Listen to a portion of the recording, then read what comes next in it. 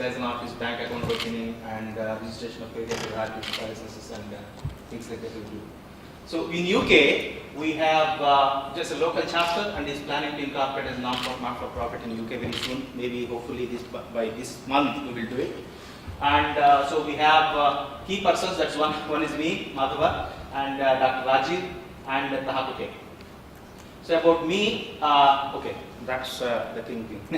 So I am a businessman. I have been here, and recently I came into prominence because of this newspaper article. Yes, I consider myself as a statistician, and so I began. For the last 24 years, I have been doing nothing but collecting the data and making sense out of it. I'm an analyst, and so that is where I began certified intelligence sales management in MIT School of Management, and I'm a director. I was actually a director for a company called Ipsos. It is a $2.7 billion company, and it has 16,000 employees. So I was there as the global director, and I'm a data evangelist and specialist in solutions architecture. So I'm an IT guy, data person. So some of the key achievements that I have, okay, what prompted you, actually what made you so special to get selected. So in 2012, I was honored as now one of the 9 jewels of Indian cultures in UK, because I also happen to be a kind of priest. So I speak, and I'm also a writer. And in 2013 and 2014 and 2015 and 2016, I was awarded. So I received some awards. And I chaired a legal think tank presentation on data privacy, because I have been collecting data and I understand privacy pretty well. And I also was invited very recently with the United Nations to give a talk on the environmental, global environment in Turkey, and also invited with the government of Iran, and the government of United Nations and the government of Iran jointly invited me. So yeah, so that's about me. So because you may ask why am I a coordinator, because of all that, and I also happen to be a businessman, and I have launched. I have two companies, and I just launched one in India. So this is the website you need to go to, www.piocca.com. Okay, for further information. I hope this presentation gave you some information, and any questions you may ask.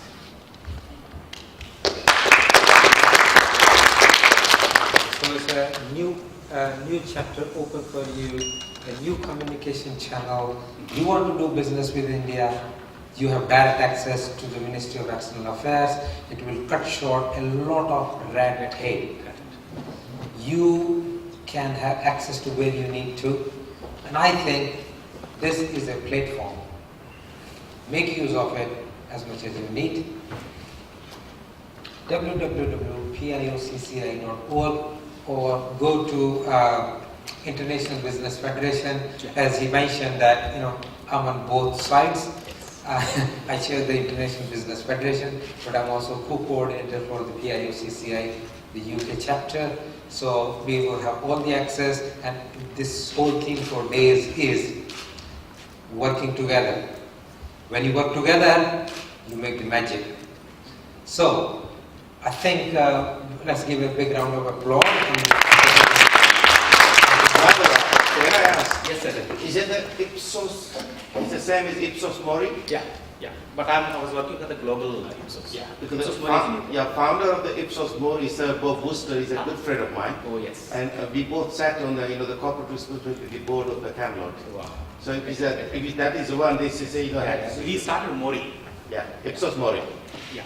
Mori, he was the founder of Mori. Yeah. Mori merged into Ipsos. Yeah. Ipsos is a UK French company. Yes, it's a so salute to you as well. So that's why I'm saying it's a big word by and so it is a global. See, any time that you want to do anything, like if in case you want to generate, you want to create money wallet, or actually want to create something, it will cost you a lot of money in the production, and you don't know whether the market is there or not.